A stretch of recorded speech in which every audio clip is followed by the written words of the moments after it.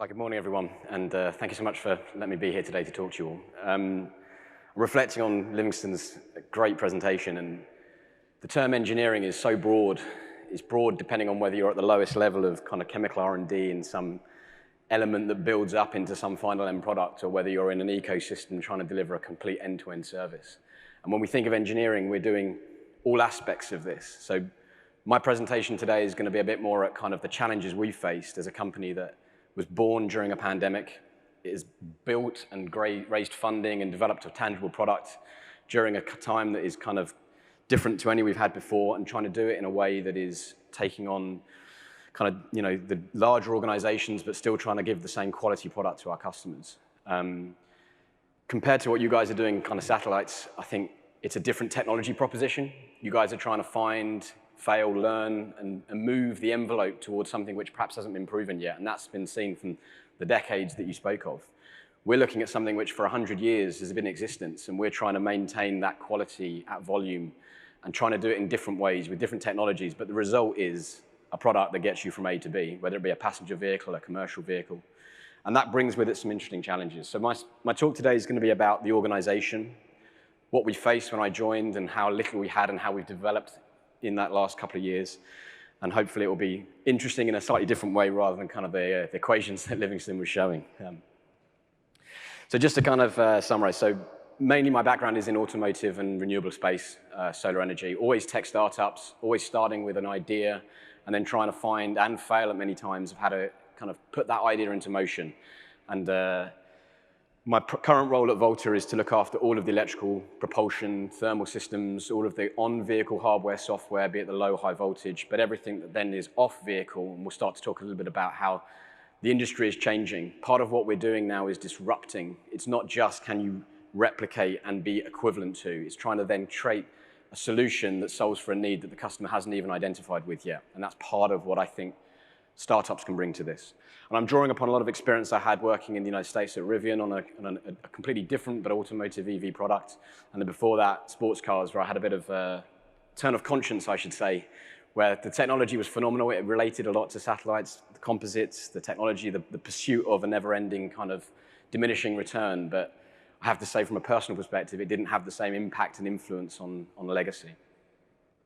So I'm going to break this down into kind of three key areas. One is kind of just describe a bit about our mission. I'm not going to do a sales pitch, but if you've not heard of us, it helps frame a bit about what we set out to do. I then want to talk a little bit about our approach. Now, this isn't going to be pictures and videos. This is going to be discussion, anecdotal, kind of talking about the challenges we faced. And I'll just summarize with some lessons, which hopefully may or may not help influence some of your decisions. So I wanted to start with this because it's a quote which I think resonates. It resonated then and it resonates now, and I think it will continue to resonate in the future. Ultimately, if you just continue to ask what do you want, you're going to get a continuation of give me the same. And in passenger vehicles, we're making that transition, and I think that transition to electrification, connected, autonomy is already widely seen as the future. In the commercial space, there's a lot of reticence. It takes policy, it takes governments saying that we need to clean up our cities for the drive to come down. Otherwise, what they want is exactly what they've had, 40, 50 years of the same, because it's operational. It's about moving goods from A to B, and quite frankly, the driver, not part of the equation. It's a cost model for how do I move a piece of material some kilometers over an 8-year period of life. So just to kind of frame what Volta set out to do, we recognized the gap in the market, and that gap was also a point in time as well. So what do I mean by that? Anyone can say you want to do something and take on a new product, but it also takes the opportunity, the serendipitous moment where that industry has reached a tipping point where it now becomes possible. I think we were talking last night about dinner, Tesla, if they did what they did 30 years ago, would probably have struggled, whereas the time they did it and everything that then followed enabled them to break change in a way that now you see it as the norm, but it didn't make sense at the time. So for us, our goal is purely simple. We want to go into city centers, urban environments, we want to electrify, we want to create sustainable environments, and we want to do that in a way that helps current couriers transition to this new environment where policy is dictating it, but also good product and good product design should enable better opportunities. And so our goal is to accelerate that. Accelerate is a key point about what we set out to do, because speed is what I'm here to talk about today, and with speed comes challenge. Speed comes quality questions and risk and safety, all of which we had to consider. But ultimately, what we're trying to do is create sustainable cities and be part of that journey, and we put people at the heart of what we do. And that's a key thing, because people in this instance is the driver. People is the person recovering that vehicle. People are the customers who receive the goods. And people is all over the product, but it's not just the transactional, how much is the product and what are the performance figures. So again, just to kind of frame, whilst it could be seen that it's quite a rudimentary product, again, compared to a satellite, it probably is in the grand scheme of things. But in order to package a product that is changing the way the platform exists, we had to take a decision on day one. Do we take an existing concept or product and then convert, like a donor architecture, or do we start from a blank piece of paper? It was quite quickly clear to us that if we did what everyone else was doing and we convert, then you'll end up with a current product with all the limitations of a current product. In fact, worse, because it won't be designed for performance ground up. So once you start to say you're going to do a blank sheet of paper, you have to ask yourself other questions. Are you going to partner, or are you going to develop it? Are you going to buy? Are you going to make? And again, all of these come with commercial, technical, timing risks and elements to consider. But ultimately, what we ended up with was a product which is competitive in its space. We chose to limit a lot of what the variability of the product is, because we wanted to make a vanilla product, and that forms part of the disruption of what we want to do in terms of a subscription model as opposed to a purely sales-based model. Change that relationship to being longer than just a point of sale. And so what we ended up with is a vehicle with all the powertrain contained in a kind of a skateboard configuration, all of the expected performance of a commercial vehicle for payload and volumetric dimensions.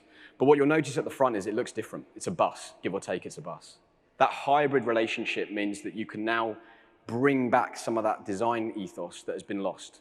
The driver's comfort, the driver's ability to ingress and egress, get in and out of that cabin. If you've ever tried getting into a commercial vehicle, I guarantee when it's raining, you're likely to slip, and if you've ever done that, you're going to hurt yourself, and that then causes the fleet to have a kind of health and safety issues. So in looking at it from a base product, you then have to look at the industry. The industry has changed. It's connected now. Safety matters more than it did before. And then within that, we're looking at materials that normally wouldn't find themselves to these vehicles. You're adding over a ton's worth of battery to a product that's designed to carry tons of payload. That's a trade-off that you're putting onto your customer. So there's more carbon on that vehicle than there probably was on the McLaren. Did a commercial operator want carbon on their products? Probably not, but it's about understanding the solution and trying to drive towards those characteristics. So just to kind of explain why we went first principles, and this is just a simple visual, it's not always about technology, and this is something I really want to push for in this talk, because you can always do something in a more advanced way, but you've got to question what you're trying to achieve. What was the goal? Our goal was, if you remember, to make urban environments sustainable and put people at the heart of whatever we did. People is also that vulnerable road user, that cyclist. It isn't just the driver or the customer. It is people that are in these environments. And commercial vehicles are disproportionately causing safety issues. They are driving around in cities. They aren't the majority of vehicles, but they cause the majority of severe or fatalities. So what we did was take advantage of the electric powertrain. Look at how the driver is at the same eye line of the cyclist. Whereas on a conventional vehicle, you wouldn't have that. And you have to enrich with technology now. Technology that's only necessary because the fundamental design is there's a diesel engine sitting right underneath that driver. Hopefully this is going to show it. So immediately now, you're enabling things in a product that didn't involve any electromechanical design. They purely released characteristics of best practice and industrial design, but it enabled us to do it through the way we did the electric vehicle concept, but it pushed the problem somewhere else, i.e. now moving electric. And the same is true of the visibility on the doors.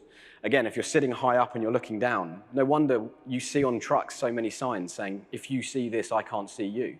But that shouldn't be the right. Yeah? And then the way you counter for that is you add more ADAS and radars and cameras. Again, they're good. Why not just put a window? It's a simple fundamental change that will allow you to see how safe a vehicle could be. So I'm just going to give 2 quick slides about the background of the company and where we are today before I then move into some of the kind of approaches we took. So the first thing to say is that anyone who works in automotive will see this timeline as perhaps a little bit aggressive, somewhat reckless. And that's why part of what we did was how do you approach succeeding on our mission, even though we were taking on an audacious goal. So the company itself was founded back middle of 2019. We came up with an idea that really wasn't a product. It was a kind of a marketing tool that would generate investment. And over the space of effectively where COVID started, if you can all recall, March 2020, we went into raising funding. That funding continued over the next 18 months. partnering with manufacturers to build the product, because ultimately that's what we're trying to do. And we've raised just shy of 300 million with more to follow. 300 million in this environment, just like I'm sure satellites, is a drop in the ocean. It doesn't get you across the line. But how you spend that and how you prioritize is a key part of how you run a business. What we intend to do from start at the beginning of 2021, when the first fundraising raised, to launch, which is tail end of this year, is deliver a product start to end validated into a high volume manufacturing environment in 2 years. I'm just going to augment that a little bit with what that meant to people, because that's what I'm going to come onto as well. So I joined kind of where the unveil was, perhaps before that, and I was employee number 9. And what funding allows you to do is to scale. But there is a limit to how fast you can scale, and with that comes new challenges. So great, we had money. Now we could find people, and over the course of 18 months, we have somewhat exponentially grown. And that is a huge amount of people to bring on board at a time when a company has no product, has no process, doesn't have a technology base, and hasn't yet launched a product. And all of that while working remotely. So to move on to kind of the approach, still a quote from Tim Cook. So I think this is what we faced. Now, I've not detailed our goal, but if a goal is considered what your mission is, it shouldn't be confused with the strategy. The strategy with which to deliver it is something which you need to intentionally go after. And just saying we will deliver a product in 2 years and drinking the Kool-Aid isn't going to get you across the line. So what you have to do is understand why people don't do it in 2 years. Same as the kind of the stage 1 example. Why aren't people doing it? And then from that, trying to understand, are you doing it the wrong way and you're just going to fail? Or are you finding enablers to unblock those challenges? Or are you shifting your risk profile such that what you're now going to solve for is completely different? It may not be a technology problem, it becomes a commercial problem or a quality problem. So where we are right now, just so you can kind of frame the program, 2 years ago we started, give or take, or 18 months I should say. We've already got vehicles running, testing done in hot countries, cold countries, durability cycles across the whole vehicle volume, kind of mileage accumulation. And we're now in our production facility bringing up that same design using production tools, proving the production process. Is it going perfectly? Of course it isn't. In fact, if it was going perfectly, I would be amazed if we hadn't missed something that is really going to hit us when we go into sale and high volume.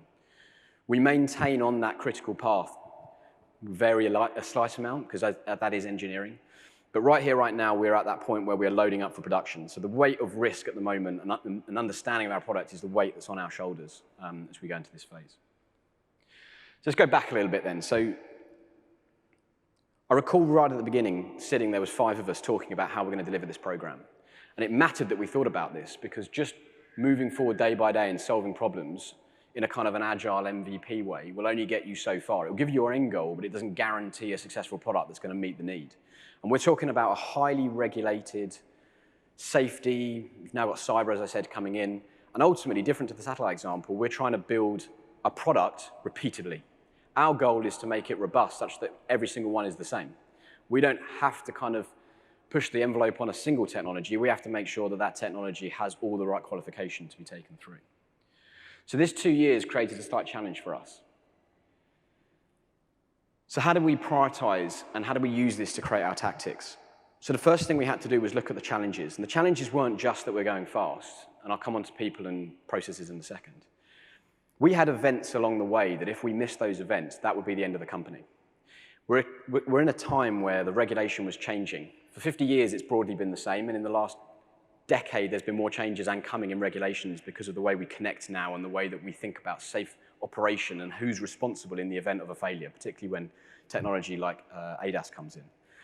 And so that's changing, and we found right in the middle of our program, unfortunately as a newcomer, if we failed to certify our product midway through a program, that's a weird thing to say, certify midway through a program, we would have effectively had the end of the company. Because we had funding to get us through a period till the next raise, and that required us to certify. If we missed that, I don't know how you would re-raise and get yourself the window to get the 2 years needed before the funding, before the technology would have caught up. So that became our first tactic, if you will. How do we get to that point in time? And working right to left back from that, it drove a number of activities. When do you simulate versus when do you build a mule? How are you going to use that mule? What are you proving that you can't prove in simulation? And if you do simulate, how are you correlating?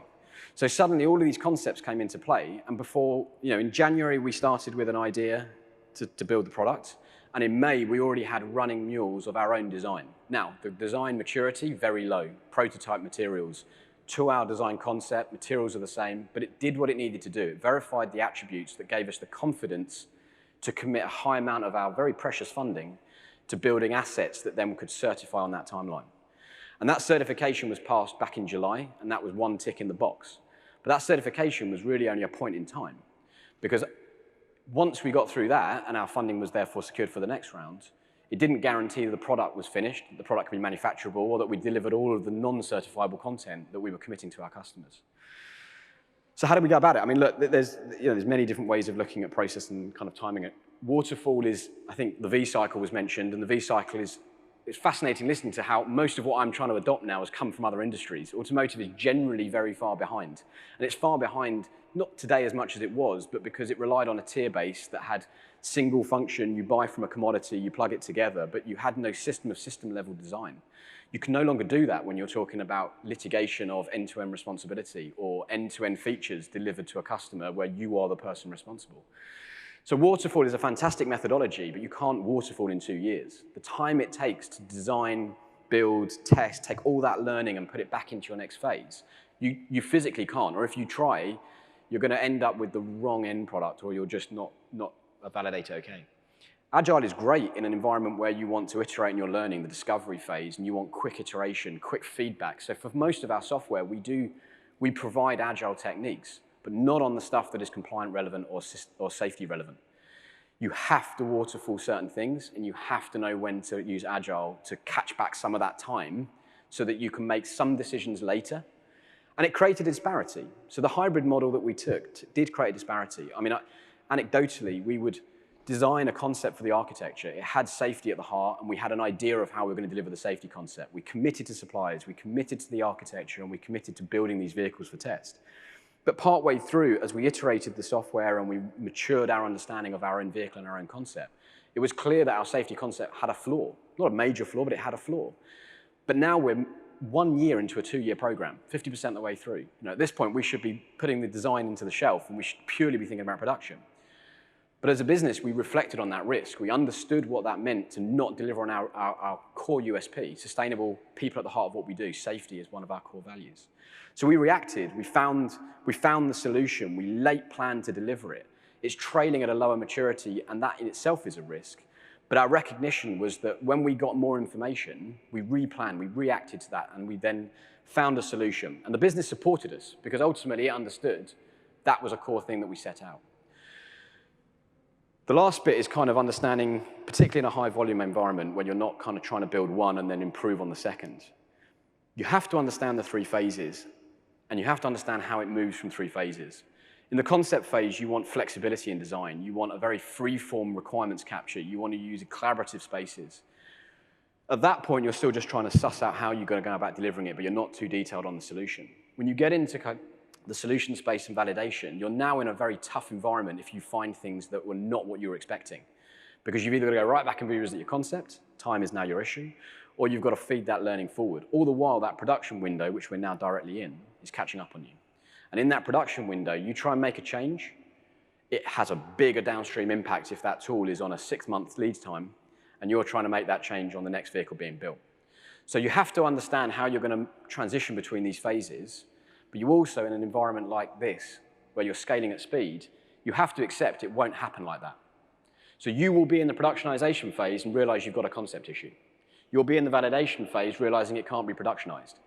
And the only thing you can do is find ways in which, as a business, and the culture you build, is to identify that, bring it to the right forum, and then decide what is best for the company. And remember those key values of what you stand for. For us, it was timing. For us, it was a product set of attributes that could not be moved against. And so long as you kept that in your frame of mind, now you can start going back to Agile again.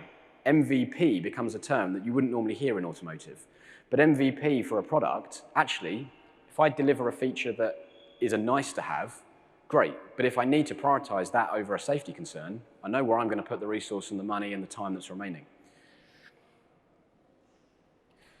So technology, I mean, this is where we probably are very different. In a past life, we would have developed a lot because it didn't exist. At McLaren, we had to develop things that didn't exist to make the function that we were trying to achieve. At Rivian, we were emulating or simulating the Tesla model where everything was vertically integrated. So everything from the hardware, the software, you wouldn't go to the market. Perhaps you go to the market for things that are not USP to your business.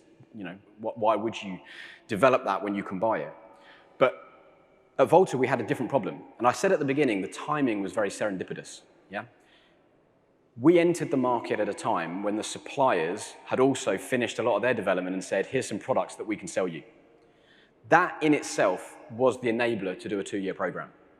Because everything I'm standing here saying today, if we had to develop those products inside the program, it wouldn't be possible. So understanding the difference, and then being able to understand and convey that to the team and get engineers behind this concept, move the engineering problem. So it now became less about how do we develop the best cell technology inside the best pack for the best control of a battery monitoring system. It became, here are the battery monitoring systems and packs we can buy, performance, and hence why understanding the system's environment and what the trade-offs are and the attributes you're trying to deliver is so key. And then making a decision and then sticking to it. Making decisions has been one of the most powerful tools that we've had in trying to scale at speed. Because when we've made a decision, we've stuck to it as a community. And when we've had information that then has changed our mindset, back to my safety example, we didn't change our approach, we just changed the technology, or we changed the supplier we were dealing with, or we took a different route forward. So exactly that, when should you develop and when should you integrate? Again, it's different from every application. It depends on your use case, it depends on what you exist for, it depends how much funding you've got, it depends how much time you've got. In our case, it was a simple answer. We had multiple options for every commodity, but it was always qualified on the same 2 questions. Does it meet the performance requirement? Because if not, it's not going to be used. And if it does it meet the timing? And if it met those 2 parameters, somewhat the commercial aspects weren't a consideration at this point. That's not to say we were reckless. It's just to say we understood how to make decisions. And those decisions were made fast because time was of the essence. We were making decisions in kind of days and weeks once we had the data, rather than kind of months of kind of forum-based review and approval. It does come with a risk, though. I mean, some of the suppliers I mentioned had arrived at that point with products. As it turns out, they perhaps didn't understand their product either. So we've told them a lot about the products that they have sold to us, and from that, we are now able to work out more about how our product works, because we're selling the end product, but we're reliant so heavily on those independent systems. So trying to extract information from your suppliers, data sheets, simulations, models, some of the times exist. Sometimes you have to create it for them. Sometimes you have to go and run tests on a part that you didn't design to build the model that you can qualify it with. And all of this had to be done in parallel, whether it be from a functional standpoint or a controls and end-to-end kind of harbor in the loop or software in the loop type model testing. And so the value question to your user, again, 300 million is not enough money to deliver a whole product, and that's why we will continue to raise. But within that, we could have spent 300 million in 1,000 different ways. Understanding what the customer is trying to achieve. Remember, we are selling a product that if we'd asked them what they wanted, it's an electric version of what they're already buying. And if we delivered them an electric version of what we were buying, we wouldn't exist as a company in 5 years' time. Because then the competition would have done the same, and they will dominate the market they already own. So for us, we had to disrupt. So we had to move the needle. So we focused on what changes things. So for us, where we develop is where the end user gets the benefit that the product can now deliver because we took that extra effort. So where we write our own software, it's always in the integration layer. Where we develop our own architecture for best attribute, it's about being connected in an environment where we don't yet know how we want to use all that data, but every bit of data on the vehicle is accessible, irrespective of what application we want to do in the future. We've abstracted the hardware layer from what then we can do inside the cloud. The fact we don't have clear requests from kind of a cloud from our customers, it's because we haven't shown them the way. We haven't shown them what additional benefits you can get from such a connected ecosystem. But all of that had to be thought about, and therefore where we decided what to buy versus what we decided we would develop, we made our commitment at the beginning, and we resourced and developed in those areas. And everything else we bought, and we understood then that that means we don't get exactly what we want, but then you have to spend the time understanding and taking their risk on your shoulders as part of your proposition. And so that last bit then, how do you scale beyond MVP? Yeah, if we achieve our goal in the next 4 to 6 months and achieve our production ramp, and we get through that, as Elon Musk said, production is hard as a startup, certainly in automotive. There's a reason why the players that have been around for 100 years do it the way they do it, because they know what works and what doesn't. But even if we get there, how are we going to sustain that competitive edge? So for us, it was about disrupting the market. The way the vehicle is currently bought, serviced, that's what we should be changing, not the product itself. But in answering that question, we had to develop a product that could solve for that in 2 years' time. So right from the beginning, those needed to be clear in our minds, even if we don't deploy all the potential on day one. We will develop this product for the next 5 years after job one. But it will happen because we're now investing inside a platform that we've already scoped out. One of the hardest challenges was the people and the culture. When I joined, as I said, at employee number 9, I was the only one looking after electrical systems and hardware. I have a background in it, but I think it's fair to say I probably hadn't been an engineer for 5 years. I'd been managing engineering teams. So quickly, we had to identify how you build a company quickly. Recruitment is hard. It's hard in every industry. It takes time, finding good people, finding people that are committed, share your values, sharing your values when you don't even know what your values are. So what we were able to do was leverage external suppliers where you can bring on teams quickly. But that comes with a trade-off. Those teams don't work for you. They don't bring your culture. They don't build your culture. And all the while, we had to then infiltrate our permanent members of staff and use them to try and then evangelize what it was that we wanted to be as a company. So we strategically recruited top down. We built a base of technical experts who were going to drive the program on the timeline, but we hired the managers, and we allowed the managers to hire their teams. And all we did was make sure that we understood why people wanted to join an environment like a startup, in an environment where it lacked process, it lacked tools, it lacked design, it lacked all the things that you would come and expect in a normal organization. And you could see it in the eyes of the people you interviewed. Does that excite you or does it scare you? And many an interview would end with me thinking, or even saying, I don't think this fit is right for you, because this is not an organization that you're going to thrive in, not for your technical competence, but because of the cultural fit that needs to bring onto this journey. So not only were we looking for experts, we were looking for experts who wanted to change kind of not change an industry, but build an organization that had the potential to be relevant in an industry. So creating a culture where none exists. What was the hardest thing at the beginning? I talked about those 3 phases, the concept, validation, productionization. In the concept phase, you want free thinkers. You want people who are prepared to challenge in a positive way. It didn't matter about hierarchy. In fact, there wasn't hierarchy. It was pretty flat at the beginning. You wanted people, and in fact, I looked for people who would come in and tell me the decision you made was wrong.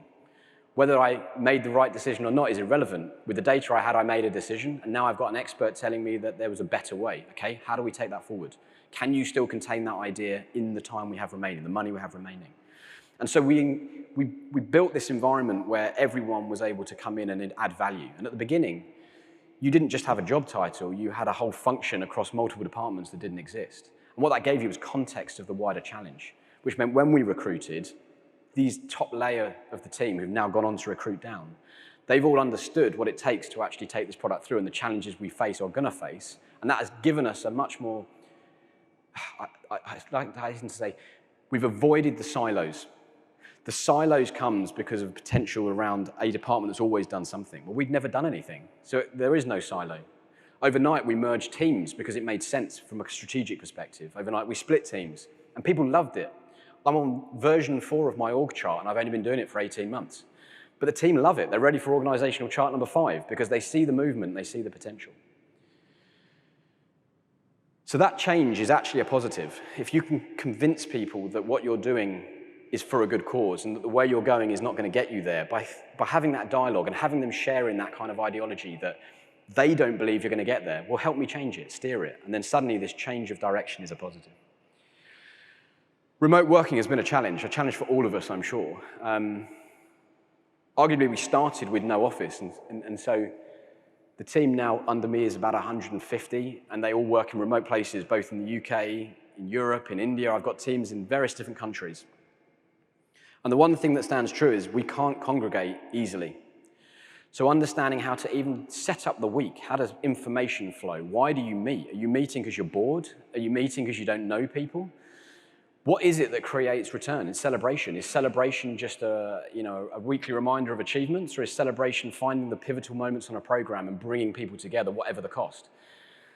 So understanding how to do that remotely was a challenge, but at the end of the day, we were delivering hardware and software. And as someone once said to me in the company, it's felt like a video game up until the point we arrived this Christmas, and in front of us were these 25 vehicles that had been built. And the last time I saw that vehicle, it was CAD on a screen, or it was requirements in ValiSpace, or whatever it might be. And suddenly now I'm standing looking at a product that almost kind of emotionally a team had pulled together, understanding these fluid moments, but through understanding the power of systems engineering and understanding the goal, they'd got behind it to the point where we now had a tangible product. And working aside hadn't affected us, but you have to replan how you develop. The like-minded people one's an interesting one for me. At the beginning, I recruited people that thought like me. I don't know if it was a kind of a way of thinking about people I wanted to work with, or whether it was about having people with a high energy that were going to get behind, as I said, an audacious goal without trying to explain to me why it wouldn't work. There's many ways to explain why something won't work. What I found as we were moving more and more through the recruitment phases, and we were entering the validation and the productionization phases, those same free thinkers, myself included, optimism gets you only so far. And what you need is a healthy balance of people. And you need to pick functions where safety is at the heart of what you do. You need positive people who are concerned. When you're testing, you need inquisitive people who like proving what you did is rubbish. You need to harness the different characteristics at the phases you're in, because just saying it'll be all right on the night isn't a strategy. It's just a lot of people that, again, trying to succeed until they don't, and then, well, we all know what happens there. And the last one, chaos. We've had to recruit from organizations of all sizes, industries that are the same, industries that are different, and we've harnessed that because it brings diversity, it brings different thinking. Always I've focused on first principles. What is the problem you're trying to solve? Do you have knowledge in that area? Can you bring valid argument irrespective of your position? When you find yourself working with people who are used to a certain set of structures and processes that don't exist, some of them can freeze. And they freeze because the chaos overwhelms them.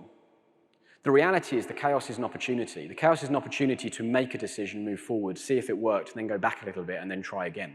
And some people, you see the light bulb moment when it becomes liberating, because suddenly they don't have fear anymore. It doesn't matter what the topic. They're working in an agile way, and I mean the true word agile, not the format of agile scrums and all the rest of it. They understand that to do something, to try something, to fail, to prove it works, enables them to think differently, and they go into problems in a completely different mindset. So chaos is good, but it needs to be controlled chaos or harnessed chaos.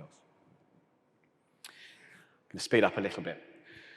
So methodology, processes. I mean, I've worked in companies where we inherited process. I've worked in companies where we've built process, and every time I've worked out that it doesn't matter what you do, quite frankly. What matters is you stop and understand what your organization needs to succeed. You understand who your compliant bodies are and what they're going to expect to see before you do any work. And you look at it from the viewpoints of what you're trying to get to by the end and what you want to show during or at the end of that journey. If you don't map that, it doesn't matter what tool you use, it doesn't matter what processes you bring from other companies or what you create. Ultimately, you'll create something which is too distributed and dysfunctional that it will become an overhead in and of itself. What you need to do is create processes that are enablers, that protect you in the areas where you need protecting, are robust when you need liability and kind of claims and all the rest that comes when you're in a solid production environment and you need to defend your data and your position. But in that early phase, you don't want to stifle any good idea. So it's trying to find that balance. And so what we were looking at is, why do you need processes? I mean, when I first joined, our process for raising a purchase order, I could raise a £1 million purchase order in less than 3 minutes. It was because delegation of authority. The point was, we'd already had the pre-discussion. We'd been talking about it for the weeks leading up. The decision was made, documented wherever. But the point is, at the point of raising the process, why then get 10 more people to ask questions? Now, we don't do that now. You can't run a business like that. But when there were 9 of us, it was the same 9 people talking on every call. So understanding when to apply process is just as important as having a process. And so what we fell back on was more like frameworks. Frameworks in which you had the general guidance of what you were trying to do in that phase of the program, what good looked like. But we didn't constrain how all the teams worked. The only thing we would constrain are the tools they used. So for example, we banned MS products. Okay, that's not completely true. We use Outlook and everyone sends emails. But every time someone opens an Excel, we close the laptop and make a Jira project. Every time someone opens a PowerPoint, we either look to Confluence or we look to Valaspace. We look at it in a way that says, what are you trying to do that is deviating from our framework? Because there's always a way of fitting it back in, and that gives you that power, that single source of truth. Oh, I went back, sorry. So the last 2 I just kind of joined together, kind of speed, quality, risk. I mean, this is unique to every application, and you have to decide what your threshold is. This has to come from corporate down as well and bottom up. The groundswell understands exactly what the reality of the problem is, but the organization has to decide how much risk it's carrying.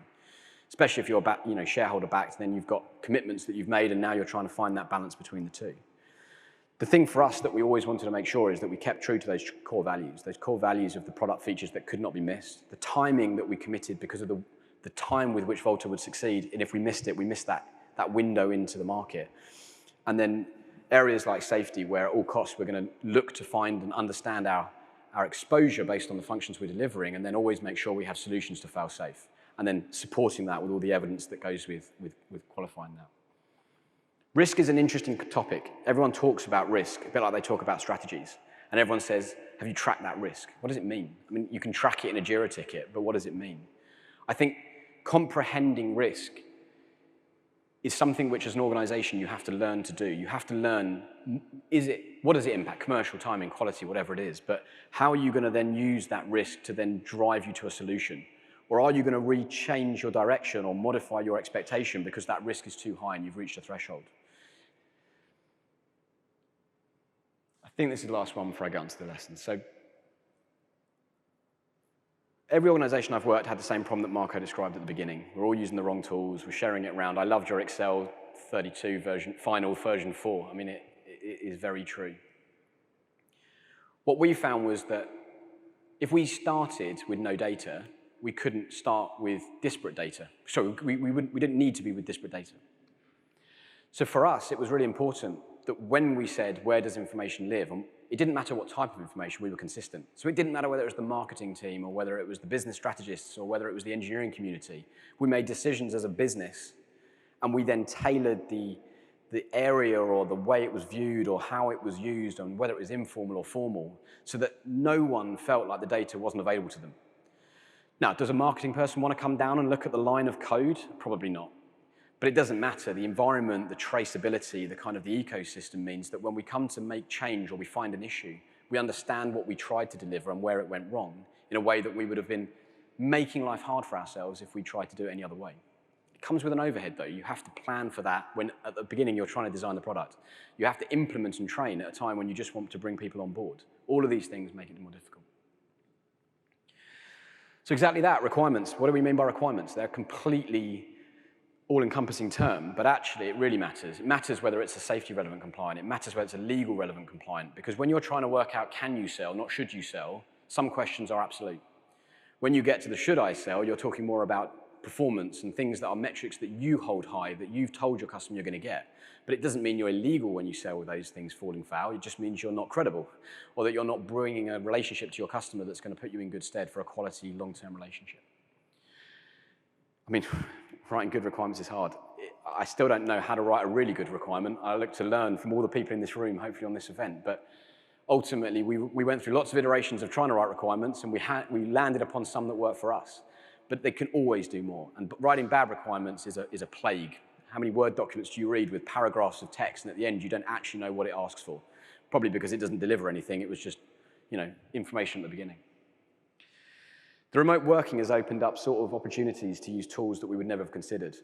Some of them come with a trade-off. Some of them are just not as engaging. We talk about Zoom calls and Teams calls. You can't see body language. You can't be in the room. You can't have the same level of interaction.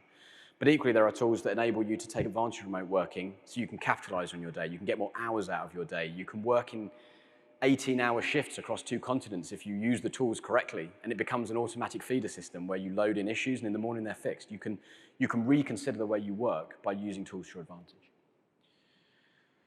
Not everyone's an engineer, for sure. I mean, I think in engineering, I try and communicate in engineering, but ultimately when I talk to members of the business who are trying to send in front of customers, you have to think that requirements mean something to them in a different way to you, and how you abstract from kind of what the product does to how you go about delivering it. That is really important. So we went for the best of breed being pick the application that delivers you that vertical element of your ecosystem. And therefore we have multiple tools. And with that comes an overhead. We have to now build a data ecosystem. And that is more, funny enough, it's engineering a process and a tool chain when we've also got to engineer a product. And you have to understand both those exist, because you can't engineer a product without this one. And if you don't understand how your data flows, you're not going to be able to guarantee at speed that you've met all the needs. So just I can see it flashing at me, so we're getting close to the end. So just to get to the last bit, I kind of resonated with some of the questions earlier. I live by this. For me, every time I fail is genuinely an opportunity to have learned. The only thing you've got to be careful on is that obviously you don't fail on the stuff that really matters.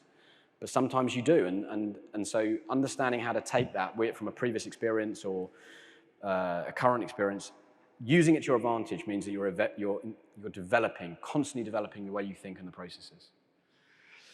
So these are just a quick summary of just kind of my thoughts. Goals do not equate to strategy. If someone says to you, I understand what the goal is, challenge it, understand what is the strategy to deliver that goal, the tactics, what are the interdependencies that along the way you have to hit. Otherwise, the goal is just a fluffy collection of aspirations that may or may not be deliverable. And that's exactly it. Define those macro priorities, understand the interdependencies, the things that are immovable, and plan to hit the immovable. In between, you'll fill in for all the other micro elements that come along the way. But you don't need to solve for everything in the same day. You have to solve for macro. And make sure that all areas of the business are aware. Part of the culture thing, we made sure that everyone in the business knew that if we didn't certify, we'd run out of funding. That's quite a motivational thing when you're working in a startup and you perhaps have only been there for 3 months, which is in 9 months' time, this company may not exist if we don't club together. But what it meant was, and I think I've got it down here somewhere, move the decision making. That person, with that information now, was able to either come to me with a better question because they understood if I don't do this today, that won't happen, and that means we will not succeed as a business. Or better still, they were able to make a decision and ask me to qualify it, or where I now try and get us, make the decision, and only when better data comes along, we'll look to how to fix the problem that we created. Because that person or that group of people, they're much better placed to understand what the challenge is than I will ever be. I can only ever remind them that's important, and I'll help guide us through the tactics that get us there. And it comes down to these, one-way or two-way decisions. Making decisions is imperative to a success on a program, but understand when it's a one-way or a two-way decision. Sometimes a decision is made that if it fails to deliver in your assumptions because you didn't have all the data, that could be the end of the company or the project. And you need to make sure you make those decisions very carefully with the right people and you make awareness of the decision that's being made. But actually, if it's a two-way decision, and by that I mean something which you'd rather it didn't go wrong, but if it did in a time frame, you've still got time to react. It might cost you some money, it might move a feature to beyond the start of production. But that two-way decision means that, again, back to that one above, move the decision further down. If you can fix it, if it goes wrong, make the decision and come back and tell me what you did. And again, speed was always at the heart of what we were doing. Bit of a weird word. People don't like change management. It is your friend. It's your friend because when you think in goals, you think of the end. But actually, in a 2-year program, there are 100 weeks, give or take. So as I mentioned to the team every Friday, 1% of the program every Friday. It's a lot of time that you just lost every week. It also means that some departments, their production launch was 4 weeks into the program. So 4 weeks in, they had to give us all the information. Because if they rock up 4 weeks before the end and change their mind, we can't contain that. It's not fair on anyone down the engineering or production community. So change management, your friend. It provides constant reference, but it doesn't mean it has to be overbearing or scary. And processes only where required, frameworks wherever else. I genuinely believe guidance and enabling engineering is the right way forward, and you only process where, without it, you're going to have issues that either through compliance or some form of regulatory governance that means that you need to have more rigor. Otherwise, process can really slow you down. And the last one, because we've done it, I can tell you how many times we've replanned, it's pretty much monthly. We are holding the original plan, but every month the plan is different. It looks the same on a piece of paper, but the day-to-day activities and those priorities are changing every month. And it happens because we're learning every month. We're building something, it failed. We're building, it succeeded. A supplier is suddenly having a commercial issue. So continuously replan and keep that sight on that goal. Thank you very much. If there's any questions, I'd love to take them.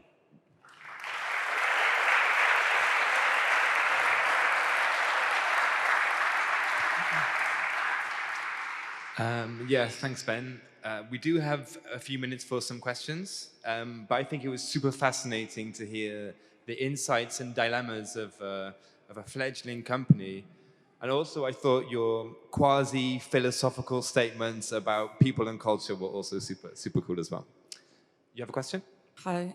So I would like to know, how have you guys dealt with changes in legislation, since it's such a short time that you've had? I guess that impacts the requirements and etc. How have you dealt with that so far? Yeah, so one of the things that helps us in automotive is regulations don't typically change very fast. And when they do change, thanks to a lot of bureaucracy, they change pretty slowly. You get a good window into their coming into effect, and you get a good window of when they're going to affect it. So by the time we started the program, what we had to do was clear. So from a if you don't achieve this, you won't be compliant. We didn't have that risk. Nothing was changing around us, if that makes sense. The risk we actually had, and why we had that certification issue, is we went to the market in our model, buy versus develop, and we said, who makes a product that solves for this brand new problem? Now, in passenger cars, there were lots of suppliers, but they won't sell to commercial vehicles yet. In commercial vehicles, no one had solved for it. So now we had a fundamental problem. Our requirements were clear, to your question, but how we achieved it had to be solved for in a time function, not a solution function. We still have to solve for it, and we are already working on the solution that follows within 2 years later. But I would treat regulation as anything else. If the requirements change, you just have to have that priority. And for us, being able to sell in the market is up there with safety. Whereas other functions that are nice to have, it's a trade-off. You plan them differently. Does that answer your question? Yeah, thank you for the talk. You mentioned decision-making, where the information is, and then you say you want to maintain accountability. Can you give a bit more words on how you manage the accountability when you grow so much, so fast? Ultimately, accountability, depending on what you're referring to, stops with somewhere in the kind of the organization. What I'm trying to move is the decision-making, the information to where is the right person to make the recommendation and how much value do you put on that recommendation. So you can make them accountable for that decision, but I ultimately think that at speed, with lots of lacking of information, the accountability, certainly in my area, sits with me, or ultimately as a product decision, if we want to change something, it sits with the chief product officer and so forth. So what we're trying to do is instill a culture where the individual is empowered and has the responsibility to make the decision. And if they make the decision, they're also responsibility to see it through. It's not a case of put an idea forward and then hope someone else delivers it. You are taking it and you're running with it. But that accountability to decide, is this going to be a safer solution? You need to have delegated authority in order to show that split. Otherwise, you're kind of defining and marking your own homework. And if it succeeds, great. If it fails, you can kind of hold your hands up and say, well, you know, I just suggested it. I know a lot of companies that claim that if you do requirements engineering, you're automatically slowing down because you suddenly have to take care of all these things, and it won't allow you to do quick iterations. You took the exact opposite route, and you said like requirements are actually a key thing that we need to manage. Like, why did you come to that conclusion that in your hybrid model, that's the way to go, even for things that are not just the requirements that come from the legislation? I said in the talk that I'm an optimist, and that's part of the problem with how I recruited. For me, I believe we have to think past succeeding on the first product. Whatever we could have done for this program for speed isn't setting up a business that is a legacy of how we develop our programs moving forward. And so the overhead to write it right once, for me, is completely justified by the fact that you haven't written it badly yet. And if it took a bit more effort, it took effort that's going to redeem itself the first time I try and reuse that or modify it or make any changes on the next application. And so whilst it may not have been a priority to the business, for me, setting up a team, it was a priority to the way we thought about engineering process and engineering data capture, because we're not going to slow down in doing longer programs. We're just going to stack them. We might do more R&D up front, but we'll stack them, and this problem will never go away. So for me, we would only have created from scratch the same problem that most companies are now trying to get away from, and therefore it was a no-brainer. But I'd also say it isn't actually as much of an overhead. The commitment into integrating tools is an overhead. That's an IT-esque problem. The actual writing of good requirements, it takes you just as long to write them in a Word document as it does in a tool, if you understand what a good requirement is. The only reason you can write it faster in Word is because you write bad requirements. And that's fundamentally it. Once you've got the tool set up, I don't think there's a burden on the engineer themselves. When did you start trusting people? You come from an enterprise background, you went to a startup environment. I think one of the biggest problems is to actually delegate once you start scaling up. So what was the tipping point for you? I'm going to answer it the other way around. When did I stop not trusting people? Because at McLaren, when I was first presented with a managerial opportunity, I'd gone from being a technical owner of parts and thrust into this opportunity, which I relished. But I was a bad manager. Probably still am today, I don't know. But what I realized is my insecurity and lack of understanding of what I had personally owned meant I couldn't trust, not because I couldn't trust the individual, I couldn't trust my own instincts on what they were telling me. And I spent a long time developing vehicles and learning the hard way that I was the problem. So when I joined Rivian, I started the other side, which is I started to go in with a only trust mentality and then find the areas where, through qualification, understanding if that person understood what they were responsible for. Are they making good decisions? Are they equipped with the tools, the knowledge, and then try and support them? And doing it again at Volta has basically enabled me to kind of take all of that and try and start from the beginning by saying, you want to set an environment where those individuals don't even question if they're trusted, because they are trusted. They don't question if they're empowered. You only take empowerment away. You don't give empowerment. And as a leader, when you start to say you empower someone, it's an oxymoron. You can't empower someone. You can just tell them that they've become empowered. And so trust is something which I think some people say you have to earn it, but you've employed this expert in your team, trust in them, and then help them understand how to release their potential. Thank you very much.